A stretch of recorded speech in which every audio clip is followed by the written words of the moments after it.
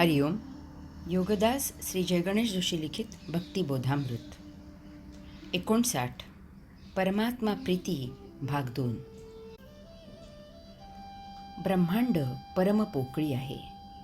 त्यामध्ये जर सृजन टिकायचे असेल तर त्यासाठी एकाच वेळी आकर्षण आणि विकर्षण असणे अत्यावश्यक आहे. तरच वस्तू अधांतरी राहू शकतात. यामुळे येथे सृजनासह भंजनही निर्माण होणे अपरिहार्य आहे. याचा अर्थ इतकाच आहे की भंजन सृजन होण्यासाठी आहे, तसेच यामुळे सृजन आणि भंजन या दोहोपलीकडे परमात्मा आहे.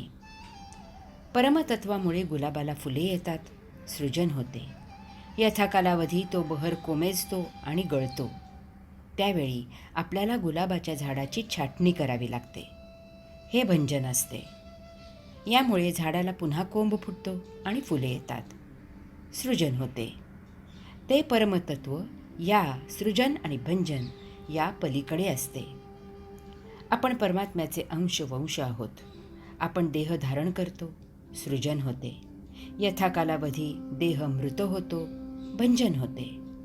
आपण पुन्हा देह धारण करतो, सृजन होते. याचा अर्थ ते भंजन सृजनासाठी होते. आपण परमात्म्याचे अंश वंश या सृजन आणि भंजन या पलीकडे असतो.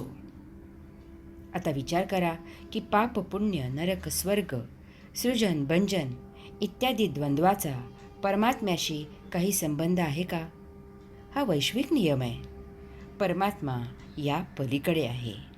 याचा अर्थ अंशात्मा असलेले आपण पापी नाही आणि पुण्यवानही नाही. येथे नरक स्वर्ग याचा प्रश्नच नाही. आपण आहोत. हरि ओम.